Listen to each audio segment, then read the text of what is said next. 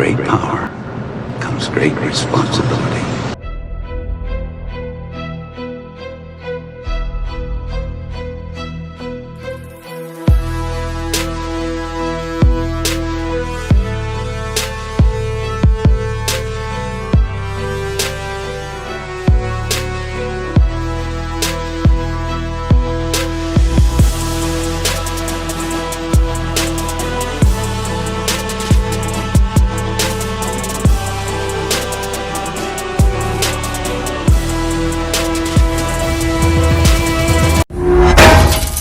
Avengers!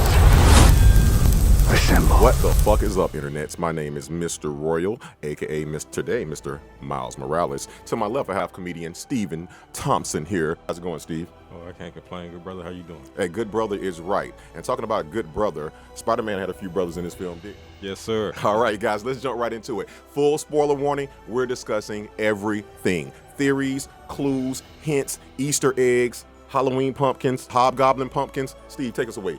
Well, first of all, my first reaction was like, about fucking time.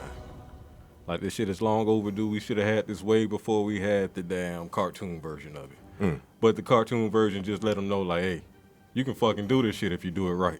You can do it! Yeah, I mean, and let's be honest, people don't talk about it enough. The most famous Peter Parker is still the Spider-Man from our childhood, the cartoon one. Oh, yeah. Before Toby, before Andrew, before Holland, there was, Fox. One of the things I first loved, they did something that never really happens with the Netflix the Netflix show Daredevil.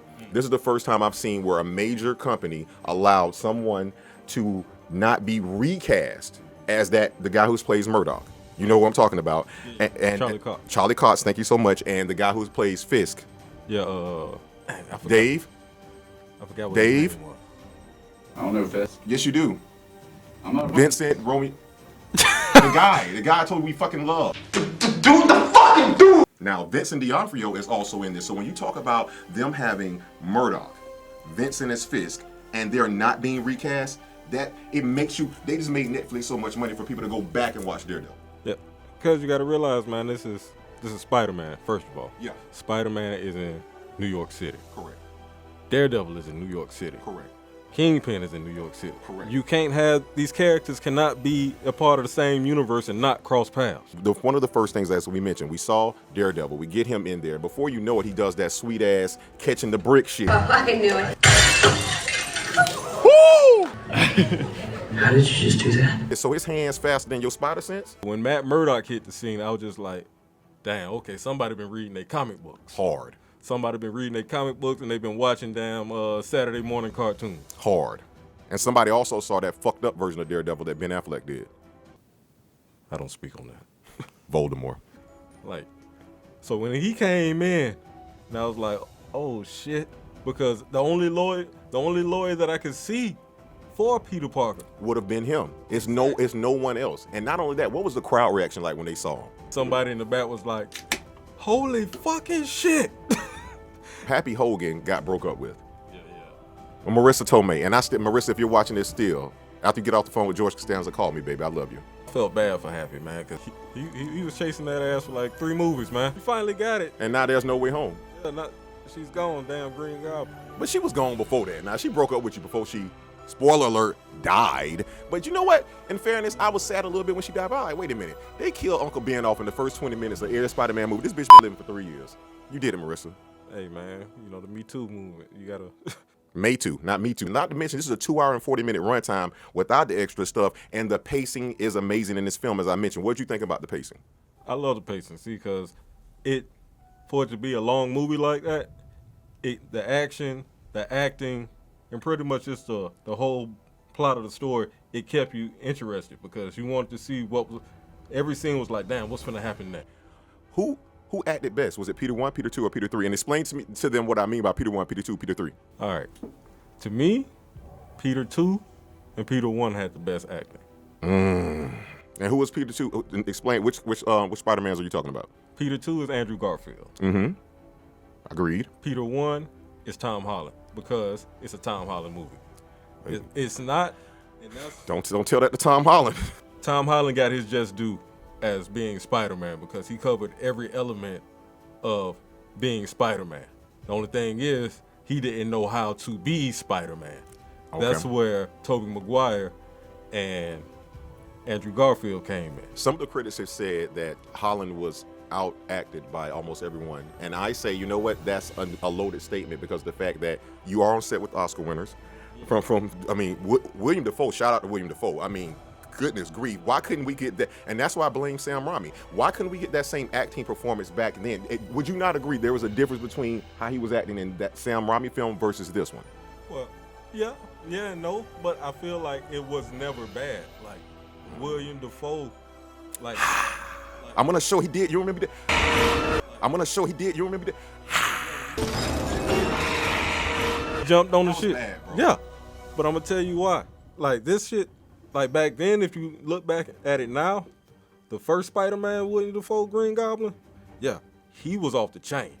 But this one was a step. He was like 2.0, because he got more free range. So as we move forward throughout the movie, now we're starting to realize the reason why the multiverse is getting ready to happen, and we'll speak on that later, is because Peter has now been exposed by Mysterio. Spider-Man's real name is...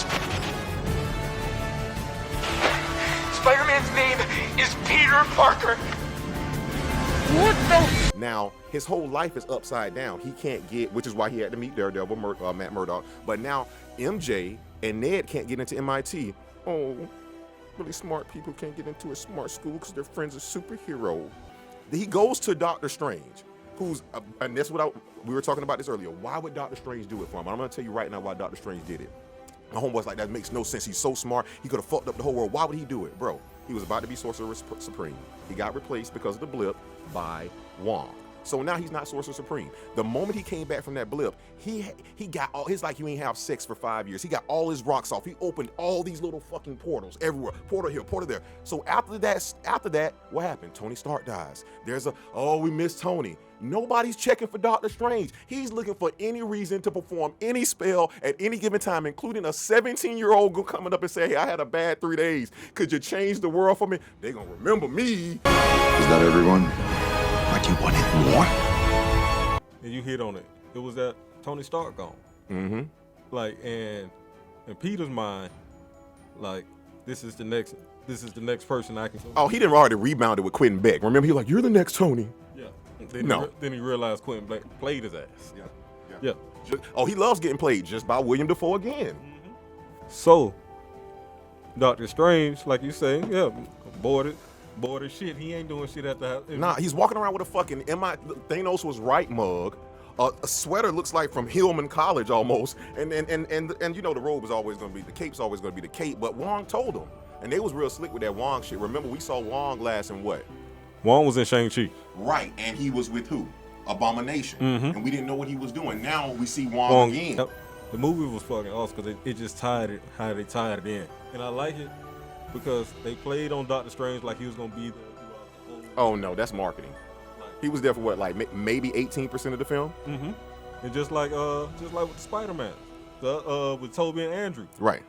I'm glad that they didn't have Throughout the film. Exactly. But I'm trying to tell you, boy, they put that heat on young Tom Holland when they got on that screen, boy. Yeah, that last 45 minutes, it was just like, okay. Hey, man. Hey, Andrew Garfield, I'm just going to go ahead and say it. I know we're not doing a full episode. Hey, you're going on my wall because this motherfucker, it's like he was sitting home and like, you know what? The internet's been trolling me for fucking a decade saying I'm the worst Spider-Man ever. I cannot wait until they put me on screen with these two fucking bastards here. I am going to show the world who Andrew Garfield, and am I wrong? No, His acting was like. And that's what I was about to say. Like, Andrew Garfield, his tenure as Spider-Man was awesome because he did an awesome job. He did an awesome job as portraying Spider-Man. Really, ain't our fault. And it's fault that he had crappy writers. So with that being said, we move forward. So what's happened now? The multiverse is cracked because Peter can't keep his fucking mouth shut as Doctor Strange is performing his spell to get his ego strokes back up. And so the world goes fucking crazy, or he tries to contain it. But guess what happens? The spell is something like, I want everybody who knew I was Peter Parker before Quentin Beck did what he did still knew. So what happened was people from other universes who knew Peter Parker started coming, including the other Spider-Mans. So now they're all in New York. I'm so glad the Avengers weren't trying to get that time stone back then. That would have been a crazy day in New York. Just throwing it out there. So once we get that, Doctor Strange now, which I love, tells MJ, Ned, and Tommy Boy here that they gotta fucking go Scooby-Doo that shit, which is a great callback reference, man. It's like, I know a couple of magic words, please, which was funny as shit. And so what was with that fucking outfit they gave him? This was some old home improvement Tim Allen type shit. What was up with that outfit? With the wires hanging out when he had the Doctor Strange arm and like that suit. What was that? Man, to tell you the truth, I think it was just really some bullshit. Yeah. Because we were looking for so many different like suits. I thought Night Monkey had came back. Remember Night Monkey? Yeah. And I'm glad they gave that name to a white person because goddamn it, that would have been the end for Spider-Man for me. Night Monkey? They was shit. Night Monkey, that's Miles Morales. I bet not be. Marvel don't do it. So he catches these people pretty handily, should I say. And then you see, shout out to Sandman coming back. Oh, yeah. You can see the difference in the graphics between Sam Raimi's Spider-Man and this one. And Sandman, the acting with him was good. Man, Doc Ock, man. Man, Doc Ock played a good ass role. Like, because, well, I tell you, like, when all the villains came back and they didn't realize that they was like, man, I was whooping his ass. I was whooping his ass, the next you know, I was dead. Yeah, they were like, oh shit, that's the end point, the absolute point. We're gone. Yeah. We're out of here. Spider-Man fucked us all up individually. Yeah. You saw the Lizard was like, hey man, I'm just here, man. He gets all these people, but now Doctor Strange like, hey bitch, I got a movie coming up. I got to do some shit. So I'm finna kill these motherfuckers. You done rounded them all up. I am finna kill these bastards. And all of a sudden Spider-Man has a heart. The fuck is this? The Wizard of Oz? A heart? Oh no, they don't deserve to die. Bitch, you was gone for 5 years. Now you gotta. I'm not doing it. Spider-Man's always had a heart. Like, and that's what gets him fucked up. So because this fucking emotional step-by-step Varsity Blues moment he's fucking having, he decides that he's gonna try to battle Doctor Strange. Now this is where it's actually one of the dopest scenes in the film because we get Inception, we get Doctor Strange, we get him Spider-Man getting knocked out of his astro body, which is dope as fuck. We've only seen it 3 times. One with Tilda Swinton. I know you love that, Durden. Once again with Tilda Swinton again. She did it twice. She did it to fucking Doctor Strange and the Hulk. You better love you some Tilda. And so, but this time Doctor Strange does it to Tom Holland. Now tell him what, for our uninitiated out there, what is astro form? Astro form is pretty much your soul. Like this nigga knocked the souls out of Spider-Man. It was web everywhere. He was like, what is this? But he was like, that's what I meant. That was one of the dopest scenes. After he went out of astro form, his body still kept his superpowers because Doctor Strange was trying to take the cube from him, and the Spider-Sense was like, no bitch, no bitch, no bitch. Like, I ain't never seen that shit. So shout out to Marvel for that shit. It was like, it was kind of like his Spider-Sense was working like how his cloak worked. So now he gets all these characters together. Spider-Man's, he thinks he can save the Sinister Six, which is another callback rep. I didn't even hear him say it in there, but you know that's what it was. Yeah. So he thinks he can save the Sinister Six. Meanwhile, there was a callback to the Terminator. We get Jamie Foxx showing up in this big ball of electricity, and he looks at them and say, y'all motherfuckers gonna act like y'all don't see me standing here butt naked? Like, I mean, they didn't show it, but damn, Marvel, y'all getting loose. They getting dark, like you said. Yeah, because now they have their rights and everything to these what characters they can do with these characters as they please. Because remember, Marvel, if you did not know this, the reason they didn't want to start with Iron Man, that was one of the only characters that people knew that they still had rights to. So Steve, take us from the point to where they're all trapped in the cage now, and what does Spider-Man do to try to go and save them? Well, what he tries to do first, they try to come up with a cure. They want a cure to save all of them. Mm-hmm. That way, okay, if we can cure you and send you back, then hey, everything's all good. But no, that's not how it works. Tell them why that's not how it works. Because that's their fate to die at the hands of Spider-Man. The time variant's gonna be on their ass. Right, like TVA. And so at this point, William Dafoe goes all fucking primal fear, but Doc Ock, who was saved by Tom Holland from the creation he made, is now trying to do the right thing. But all the other villains like, man, fuck that. We don't want to go back because we're going to be dead. And they let fucking Jamie Foxx, who plays Electro, get what? Man, he got an upgrade. He got an arc reactor upgrade. Yeah. I was like, y'all better stop fucking around. But if you looked at it, man, like, they were doing a lot of callbacks to Tony Stark, too. Of course, because they had the change machine, basically, that made all that stuff. Yeah, they did that, yeah. Then the nanotech. Oh, that went on to Doc Ock.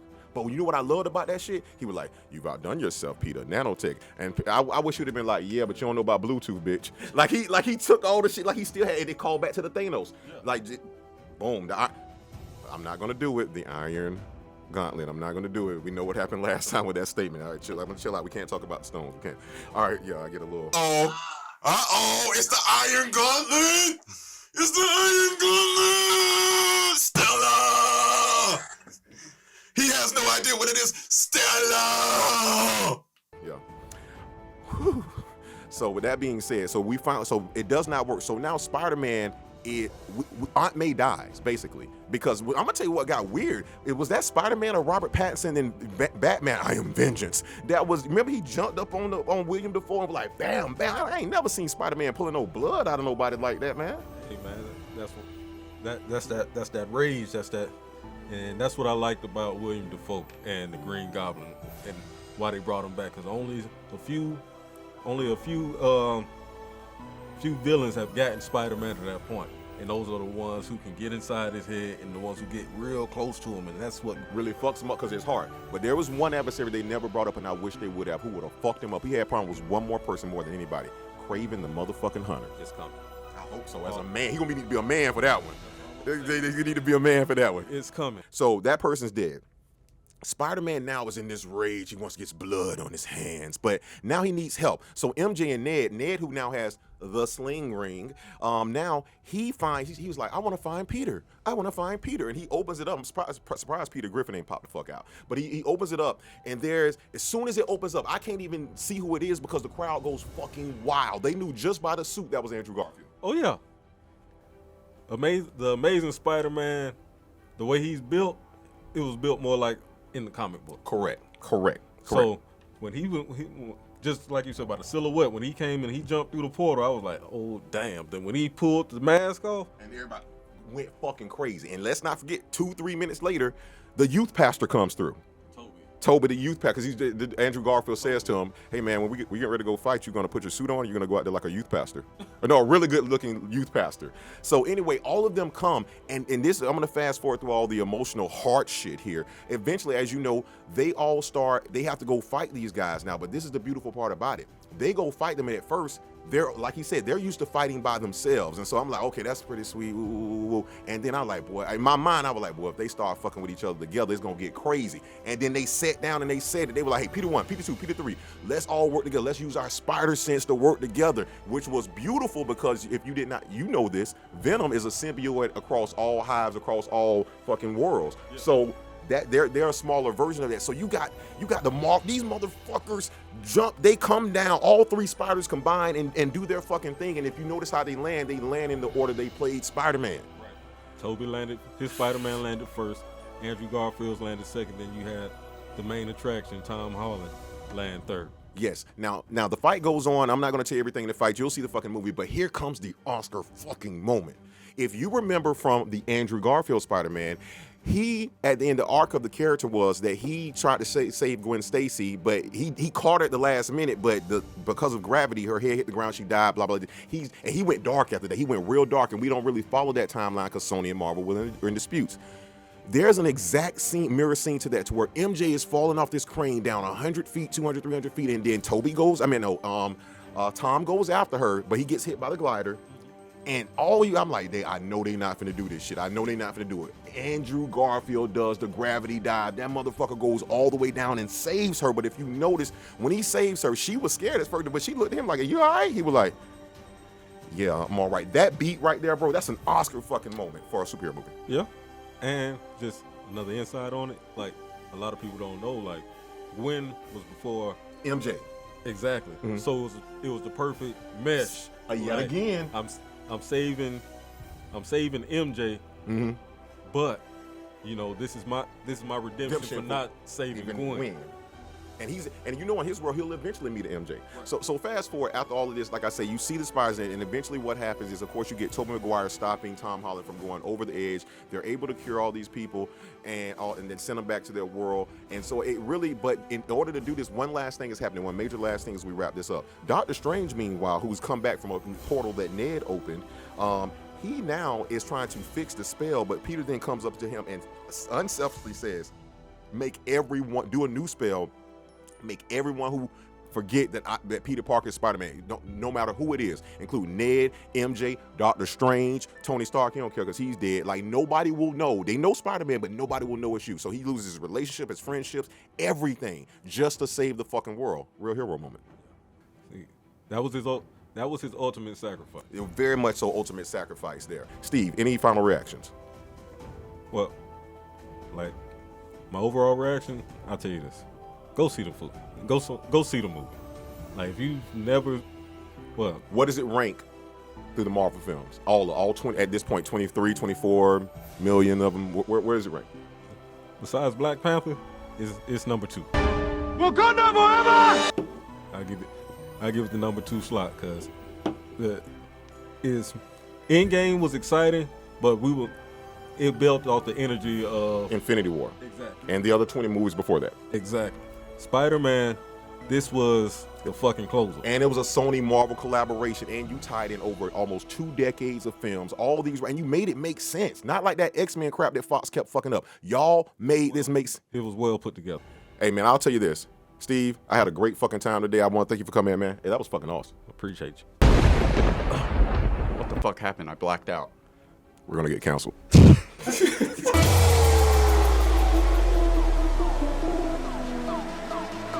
Activate instant kill!